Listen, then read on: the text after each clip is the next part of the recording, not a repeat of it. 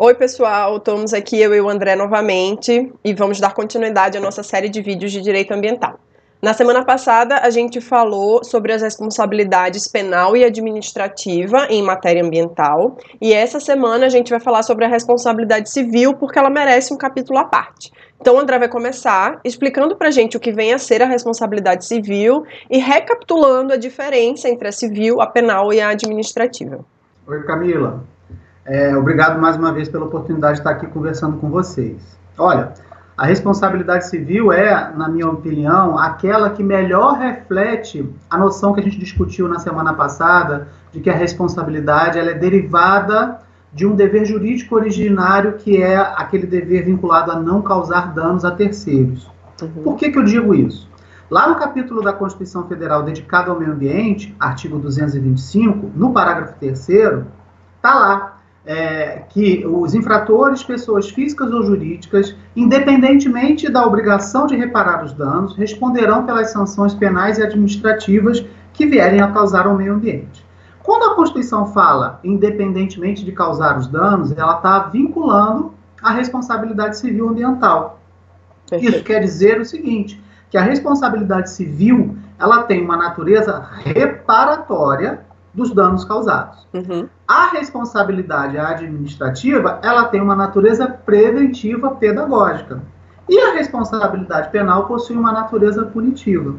Daí a diferença entre as três espécies de responsabilidade. André, é muito legal você tocar nesse assunto, porque então é dessa natureza reparatória que surgem diversos serviços ambientais que a gente está habituado a prestar, né, na nossa vida, na nossa rotina de consultoria ambiental. Mas explica aqui pra gente o que é que tem de especial nessa responsabilidade civil ambiental. Então, Camila, para que surja a responsabilidade civil, né, é preciso a presença de três elementos básicos. O primeiro deles, a gente já viu, é um dano.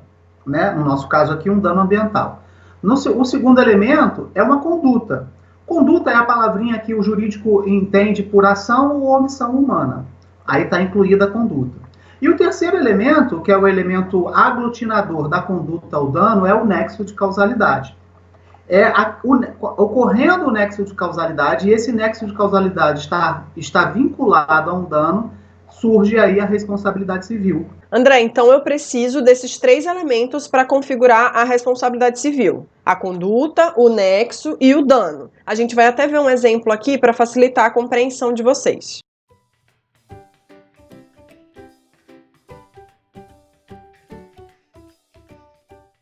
Aqui, André, só que eu só precisei desses três elementos e não precisei falar em termos como dolo ou culpa. Por que isso acontece na responsabilidade ambiental especificamente? Camila, a responsabilidade civil ambiental ela tem a natureza objetiva. Isso quer dizer que, para que ela surja, né, o juiz, no caso concreto, ele não vai precisar entrar nos elementos subjetivos da conduta do agente, que são o dolo ou a culpa. O dolo é a vontade de produzir o resultado. A culpa está ligada à inobservância de um dever jurídico de cuidado. Para que a responsabilidade civil ambiental surja, o juiz não precisa investigar esses elementos. Ele simplesmente vai ver se, no caso concreto, houve uma conduta, se essa conduta gerou o dano e se existe um nexo de causalidade, que é o elemento aglutinador entre a conduta e o dano. Daí porque a responsabilidade civil ambiental, ela possui a natureza objetiva que tanto se fala. E além de objetiva, ela ainda tem uma outra questão importante, que ela é solidária, não é isso?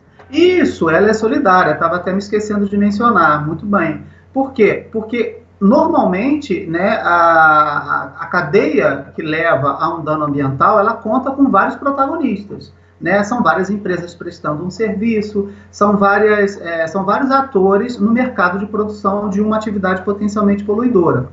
O juiz, no caso concreto, não vai precisar verificar qual daqueles agentes causou o dano. Ele simplesmente vai pegar todos aqueles que se beneficiaram daquela atividade produtiva. Perfeito. E vai colocar como responsável, como se tivessem causado o dano. Isso que o André falou é muito importante, a gente já falou em outros vídeos também, porque todos esses agentes, de alguma forma, estão tendo benefícios, né, oferindo lucros em relação àquela atividade produtiva. O dano foi causado em que a coletividade, que é a titular do meio ambiente, digamos, né, foi prejudicada. Então, não importa para o judiciário exatamente quem foi, se todo mundo se beneficiou daquela cadeia produtiva. Todo mundo, ou alguém, ou um, ou dois, ou todos vão pagar, não é isso, André? Ainda tem isso? Ele não precisa cobrar obrigatoriamente todo mundo, né? Ele vai cobrar de quem aparecer. Exatamente. Quer dizer, todos aqueles que puderem ser identificados, eles serão colocados como responsáveis. Mas não necessariamente eles precisam estar todos ali. Aqueles que puderem ser identificados serão responsabilizados. Aqueles que não puderem ser identificados em um determinado caso concreto não serão responsabilizados naquela ação que vai investigar a causação do dano.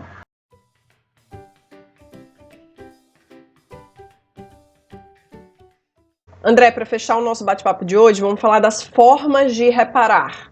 A reparação é como se fosse o gênero de 4 espécies principais, que são a restauração, a recuperação, a obrigação de fazer ou de não fazer e as indenizações.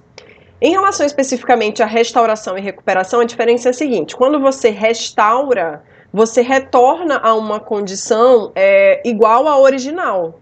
Quando você recupera, você retorna a uma condição não degradada, mas que não necessariamente precisa ser igual ao original. A gente que trabalha com áreas contaminadas, o que a gente faz é basicamente recuperar. A gente pega uma área contaminada e traz ela para uma condição de não contaminada ou de contaminada dentro de limites em que seja possível usar aquela área para outro fim. E o André agora vai explicar um pouquinho para a gente o que é a obrigação de fazer ou não fazer e as indenizações. Tá bom, Camila. Obrigação de fazer, ela está sempre ligada a uma ação, a uma atitude positiva para a reparação do dano. A realização de uma obra, a recuperação propriamente dita, a gestão de uma área contaminada, isso tudo é uma obrigação de fazer.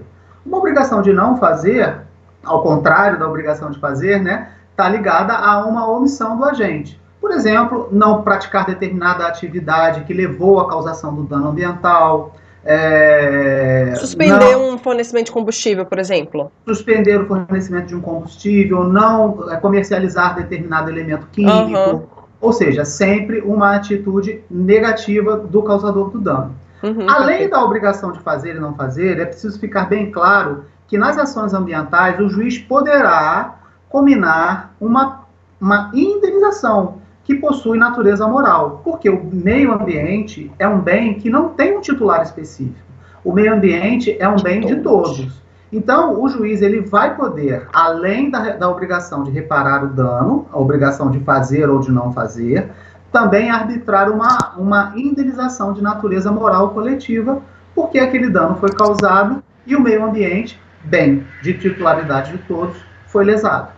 Gente, então é isso, a gente encerra por hoje. Já sabem, dúvidas e comentários podem deixar aqui, deixe seu feedback que a gente adora e até o próximo vídeo.